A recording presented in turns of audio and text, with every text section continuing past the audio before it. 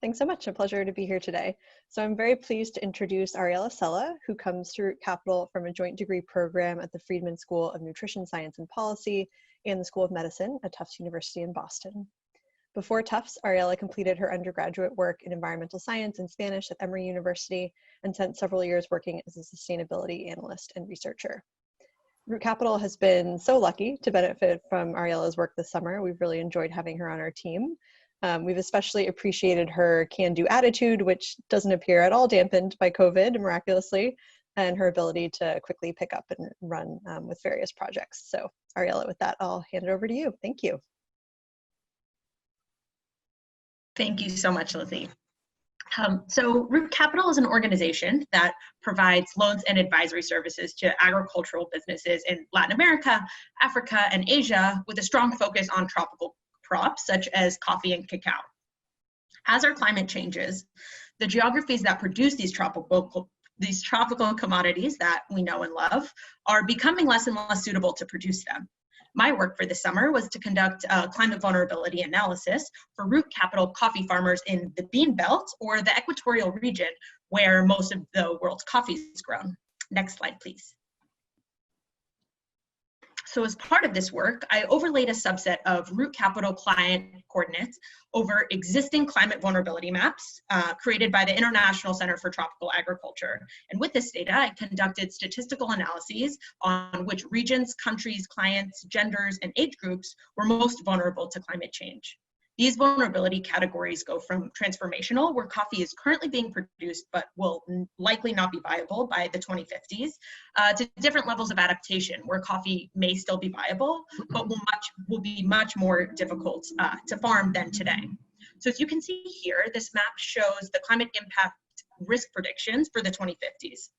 This analysis has really illuminated that there are places, for example, Colombia, that may be at greater climate risk than we initially thought, as shown by the number of parcels or dots in these red zones. Conversely, there are other geographies, such as Rwanda, that paint a prettier picture, where coffee production appears to be minimally impacted, as shown by the number of parcels in green zones. Uncovering this data-driven evidence for basically who's at risk and where will help Root Capital decide how to devote resources internally, what training services should look like for different clients in the future, and where to prioritize these trainings, essentially. Ultimately, the goal of this work is to improve climate resilience for Root Capital coffee farmers, meaning helping them either adapt or transform their businesses based on long-term climate viability. Next slide, please. It's been really interesting to frame this project within the context of me and what I've gotten out of it, because I really have gotten a lot. I've learned to program in R, which was really fun and exciting.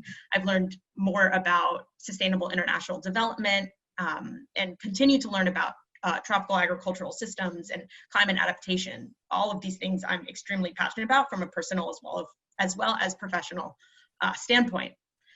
But ultimately, as we saw in the map that I just showed, there are areas in the Bean Belt that really will no longer be suitable to grow the high quality coffee that we love.